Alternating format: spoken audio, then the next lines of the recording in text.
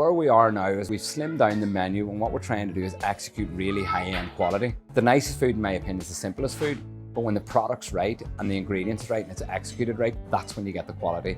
That's the style of the food and the pros. I'm Gavin Cassidy. I'm one of the owners and directors of Cassidy Hospitality Group.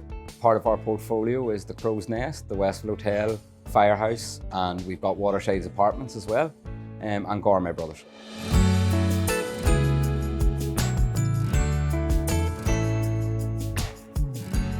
So I've been in the industry since I was 14, and I worked in Lough Erne, it was a 1 Michelin star restaurant, one best restaurant in Ireland. And then me and my brother decided to open a bar with gastro food and food being led, because at the time it was changing very much from, it was just 2006. So we seen a gap in the market in Enniskillen.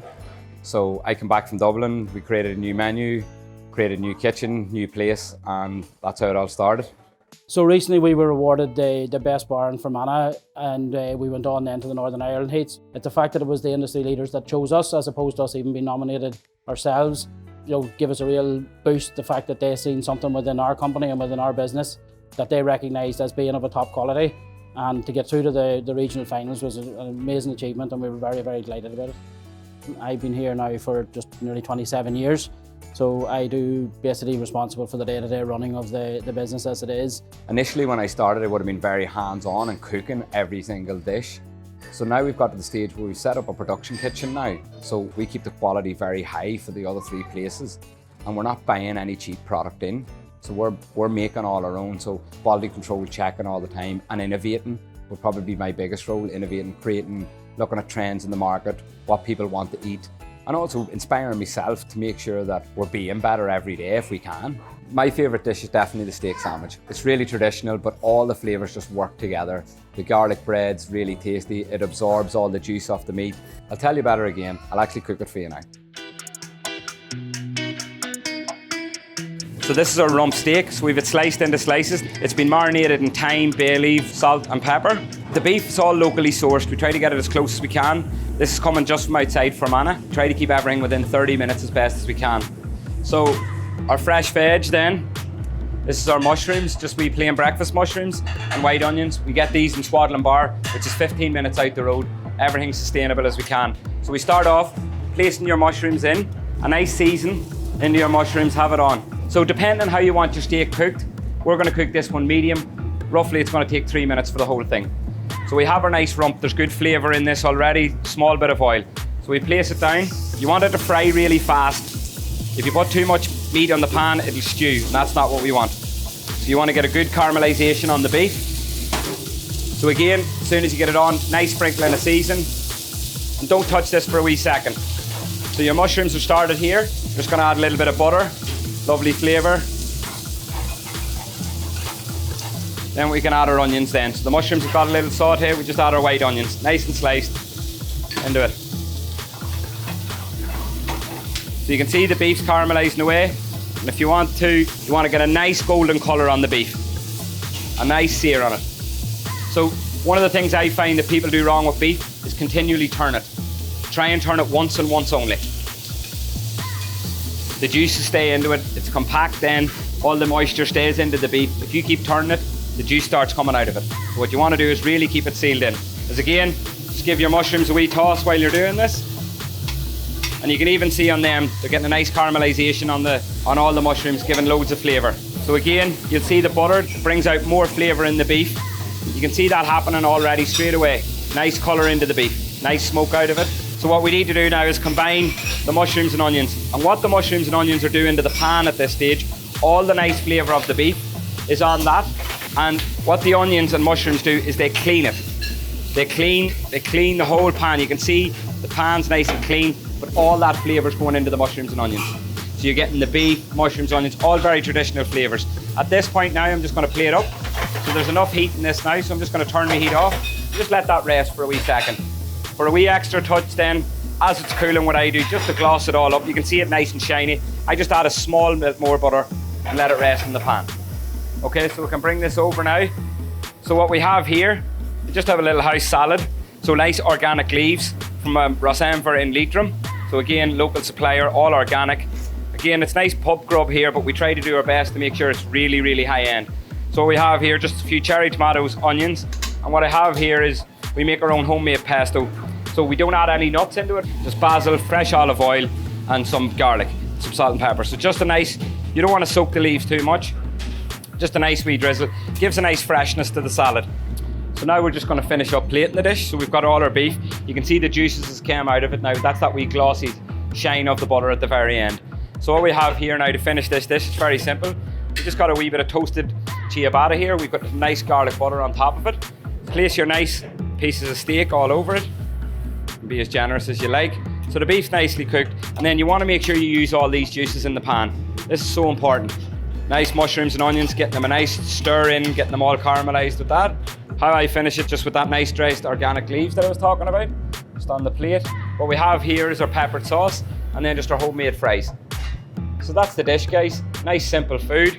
We've got our steak sandwich, as you see there, made in 2 or 3 minutes. All your prep done. Really nice evening tea if you were having it. Nice dressed leaves, fresh chips and peppered sauce.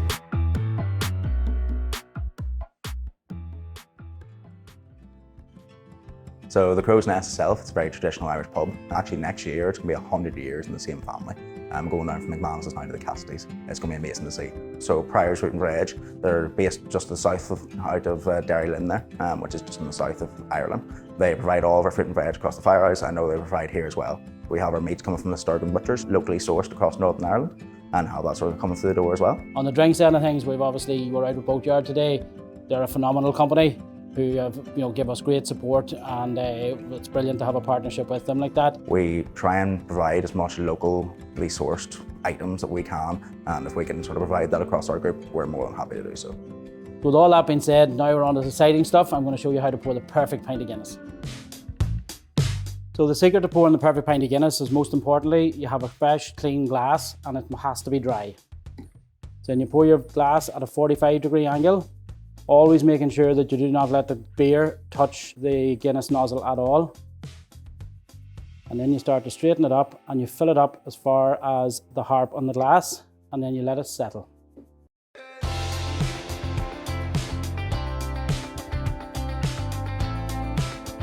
Always push the tap back and stop it just as you get a wee dome on the top, and then allow it to settle again before you present it to the customer. So there you have it, the perfect pint of Guinness.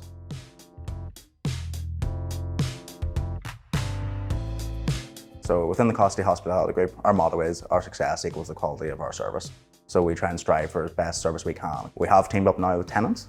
Tennent's is our main product for draft and stuff like that now. So we got our Heverly, our Estrella, obviously Tennent's, Outsider, Magners. So as well as food, we actually source a lot of our drink locally as well. We try to stock as much as we can there. But our big one that we have across the group now is our Boatyard Gin.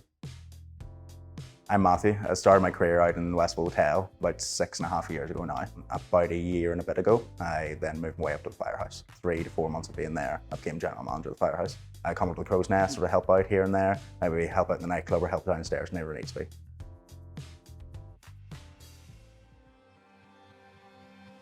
This is our Boatyard Double Gin. It's locally made here in Fermanagh, about 13 mile away from ourselves. It is double hit by juniper, so it is a bit more botanically led than most other gins, but I'm sure the guys out at Boatyard can tell you way more than myself.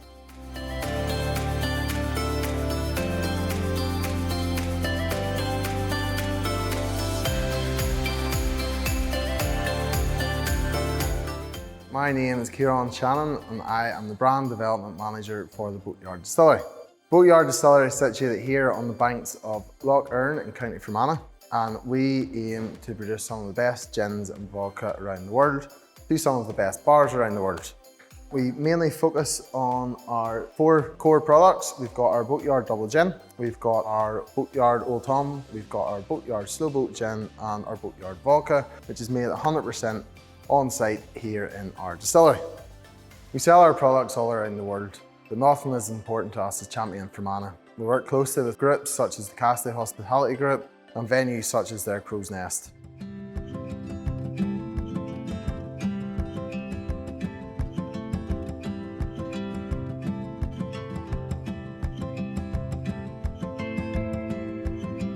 So this is our Boatyard Double Gin. This is the first spirit that we released here from the Boatyard Distillery. It's a product that is 100% organic and really focuses on the juniper. The double gin name coming from our double contact method with juniper. We also have a nice wee botanical that we have in our Boatyard double gin, which is called Sweet Gale. And this is something we harvest from the family farm in their bogs here in Fermanagh.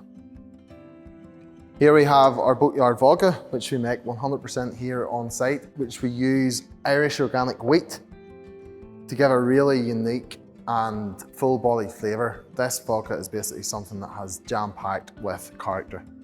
This is our Boatyard Old Tom Gin. It's a style of gin that most people won't know, but it's a sweeter style. And how we sweeten our gin is by aging it in first fill Pedro Jimenez sherry casks, which we then add a small amount of Gonzalez Baez PX sherry to afterwards.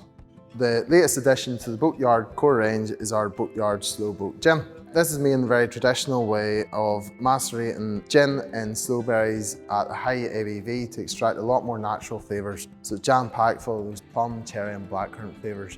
Perfect for Christmas, but again works all year round.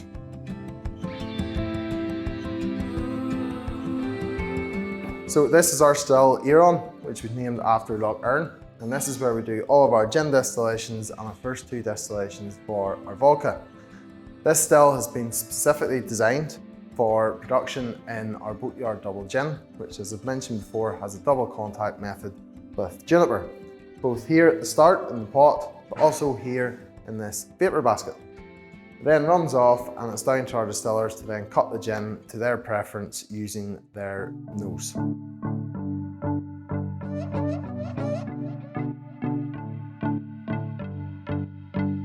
So now we're going to make a white lady with our Boatyard double gin. It was actually made with creme de menthe, or white creme de menthe, as an original sort of recipe. It then changed whenever Harry McElhone opened his new bar in Paris, and he changed out the creme de menthe for gin to make it a wee bit more palatable for himself and a bit stronger. So from there we're using 50 mils of our Boatyard double gin. We are then going using 25 mils of our Cointreau or triple sec, which is an orange liqueur. I personally use 10 mils of sugar syrup, make it a wee bit sweeter. And then we're using some fresh lemon juice, about 25 mils.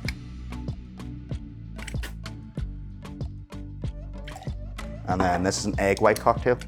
So, in a separate tin, crack open our egg and separate our egg white from our egg yolk and discard of the rest.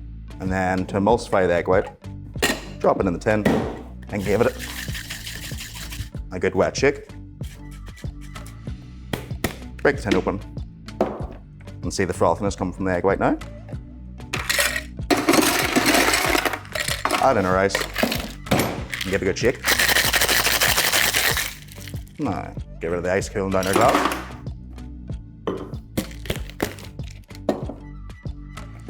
Then fine strain it so you're not getting any ice shards going throughout the drink.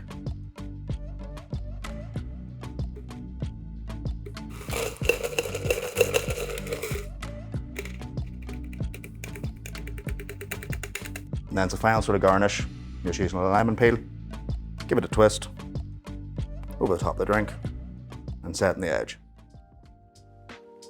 That there, the white lady using Boatyard.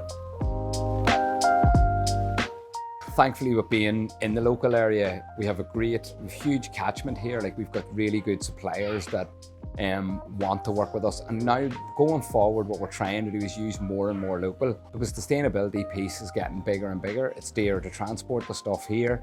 So at one point I would have been frustrated because using homegrown stuff would have been more expensive. Where now it's actually becoming more aligned. So as well as being the right thing to do, it's also becoming the financially right thing to do, and you're keeping your quality, and it's much better when it's fresher. Much, much better. So what we have is our pan nice and smoked. We're going to cook your chicken stir fry. So this has been marinated for a couple of days already in our Asian spice. So there's loads of different things going on, and the chicken's already marinated in that. And you can see the chicken nearly starts to cook in this marinade. So it gives a really intense flavour. So again, onto your pan. Again, you want to get good caramelisation on this. So the idea, the chicken's cut into nice thin strips. So it cooks really, really quickly and keeps all the moisture in the chicken.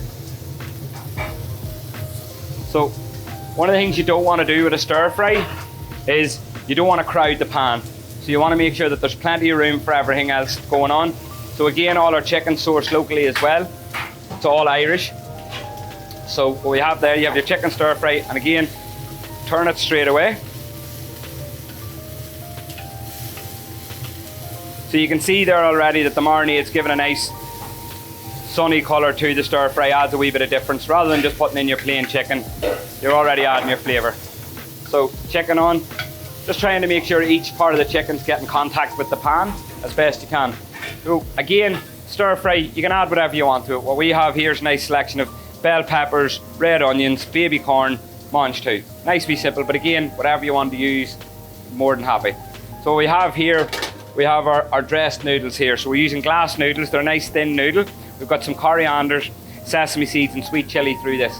So it makes the noodles nice and dressed and not starchy. As you can see, they're all not coming together, they're not stuck and nicely overcooked. So the wee coriander gives it a nice fresh lift. So we have that. So the chicken here now is already cooked. So we add in our stir fry now. At that point, when you add the stir fry, the chicken's maybe absorbed all the oil. So what you want to do is just add another little touch of oil. So again, the idea of a stir fry is quick. It needs to be cooked in minutes. If you start overcooking it, the veg start leaking liquid, becomes soggy. You want it really, really fast. So 1 minute's plenty. So now you're confident that the chicken's cooked. All we need to do is give it a good stir. Okay, and one of the things that says professional chef, don't panic about the flames. All it is a bit of water. All it is water and oil mixing together. It's going to disappear as soon as it connects. So don't be panicking about that. So again, just if it's in the pan like this, just making sure maybe everything's getting a wee contact. Give it a wee shuffle. Grand. So what we have in here, we've oyster sauce, hoisin sauce, some honey, some sweet chilli, and a few other spices then into it. Just adds that real different flavour into it. It's really, really nice. So it's pre-mixed. So this again, it's really easy. Just one ladle. And again, I don't like these stir fries too wet. You want them nice and dressy. It's not a sauce dish, it's stir fry. You don't want it like a curry, or you don't want, so just a small bit in. So at that point, one of the things I'll stress to you is don't add the sweet chilli or any of your mix till the very end. Because what happens is there's so much sugar in it, it caramelizes really quick and it will burn. So just add it at the last. You only want 30 seconds of the end of that. So just give it a nice toss through. That's cooked. Now we're just going to plate it up. So we can see the stir fry's nice and crisp, lovely and shiny. The whole marinade and the chicken's coming through, everything, but there's still a nice crunch to the veg. You want that left in it. So now this is really, really simple. So all you do, we have our dressed house noodles here. Place it over, lovely fresh dish. What I like to do with dress with it, I like some nice fresh coriander. Because there's quite a bit of sweetness and that, you need something fresh coming through then at the end. So a nice bit of coriander, just dress it over the top. Hospitality in general is a great career. You get to make your cocktails, you get to make your drinks, you get to make people happy. And at the end of the day, that's what we strive towards within this group, of trying to make everyone that comes through the door happy and make sure they enjoy their stay whenever they're with us, regardless of where they are, whether it be the Crow's Nest, the Fires, the Westall, everything else. It honestly makes us enjoy our job. We have a mixed sort of bag in hospitality. We have the restaurant downstairs, which is mainly operational during the day up until 9 o'clock. Then we obviously transform it into an entertainment venue. We do have live music at the weekends and stuff. And then upstairs, then we have DJs on a Saturday night in particular.